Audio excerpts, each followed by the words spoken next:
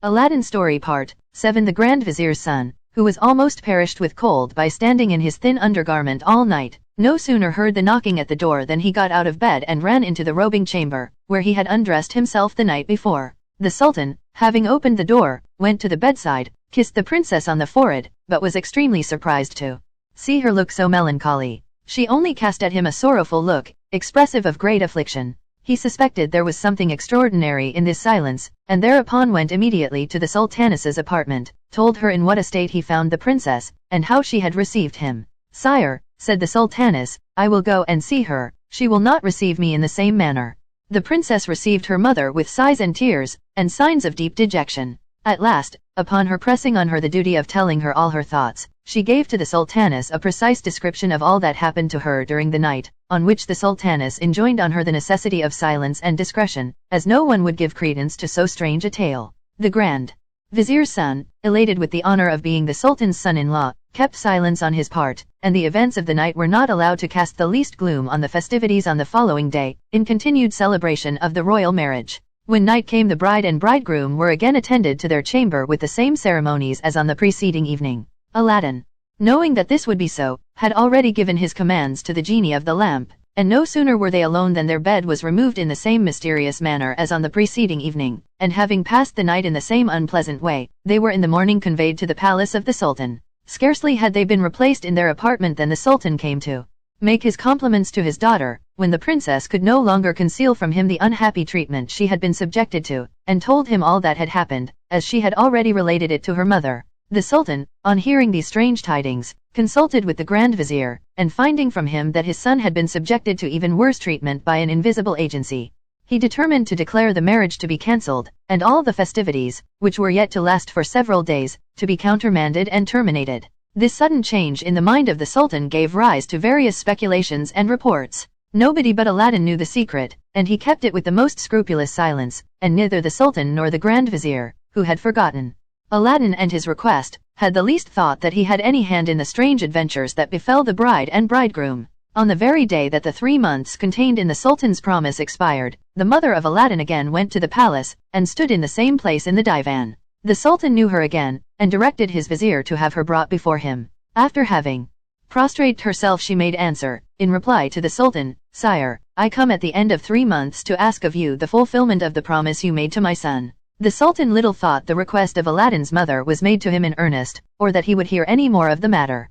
He therefore took counsel with his vizier, who suggested that the Sultan should attach such conditions to the marriage that no one in the humble condition of Aladdin could possibly fulfill. In accordance with this suggestion of the vizier, the Sultan replied to the mother of Aladdin, "Good woman, it is true sultans ought to abide by their word, and I am ready to keep mine, by making your son happy in marriage with the princess my daughter. But as I cannot marry her without some further proof of your son being able to support her in royal state, you may tell him I will fulfill my promise as soon as he shall send me 40 trays of massy gold, full of the same sort of jewels you have already made me a present of, and carried by the like number of black slaves, who shall be led by as many young and handsome white slaves, all dressed magnificently. On these conditions I am ready to bestow the princess my daughter upon him, therefore, good woman, go and tell him so, and I will wait till you bring me his answer." Aladdin's mother prostrated herself a second time before the Sultan's throne, and retired. On her way home she laughed within herself at her son's foolish imagination. "Where," said she, "can he get so many large gold trays, and such precious stones to fill them? It is altogether out of his power, and I believe he will not be much pleased with my embassy this time." When she came home, full of these thoughts, she told Aladdin all the circumstances of her interview with the Sultan, and the conditions on which he consented to the marriage. "The Sultan expects your answer immediately," said she, and then added, laughing, "I believe he may wait long enough." "Not so long, mother, as you imagine," replied Aladdin. "This demand is a mere trifle, and will prove no bar to my marriage with the princess. I will prepare at once to satisfy his request." Aladdin retired to his own apartment and summoned the genie of the lamp, and required him to immediately prepare and present the gift, before the Sultan closed his morning audience, according to the terms in which it had been prescribed. The genie professed his obedience to the owner of the lamp, and disappeared.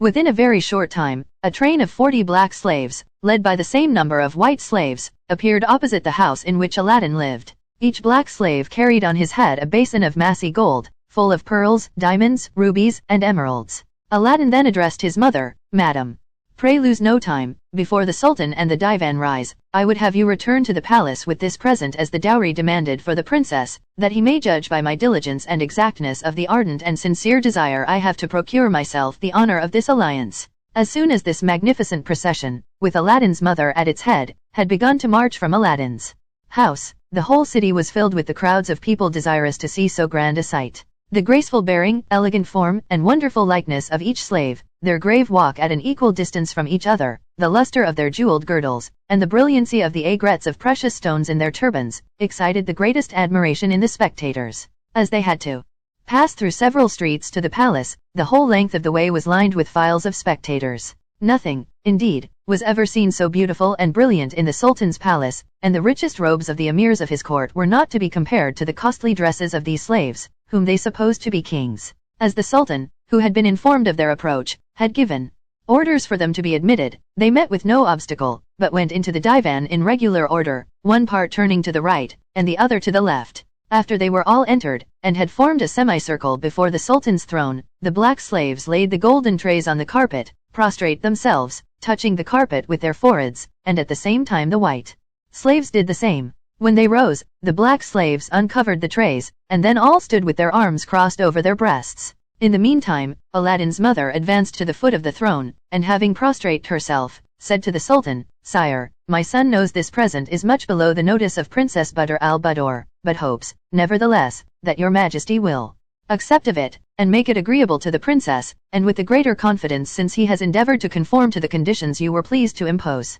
The Sultan, overpowered at the sight of such more than royal magnificence, replied without hesitation to the words of Aladdin's mother, "Go and tell your son that I wait with open arms to embrace him, and the more haste he makes to come and receive the princess my daughter from my hands, the greater pleasure he will do me." As soon as Aladdin's mother had retired, the Sultan put an end to the audience, and rising from his throne, ordered that the princess's attendants should come and carry the trays into their mistress's apartment, whither he went himself to examine them with her at his leisure. The 80 slaves were conducted into the palace, and the Sultan, telling the princess of their magnificent apparel, ordered them to be brought before her apartment, that she might see through the lattices he had not exaggerated in his account of them. In the meantime Aladdin's mother reached home, and showed in her air and countenance the good news she brought her son. "My son," said she, "you may rejoice you are arrived at the height of your desires. The Sultan has declared that you shall marry the Princess Badr al-Budur. He waits for you with impatience." Aladdin, enraptured with this news, made his mother very little reply, but retired to his chamber.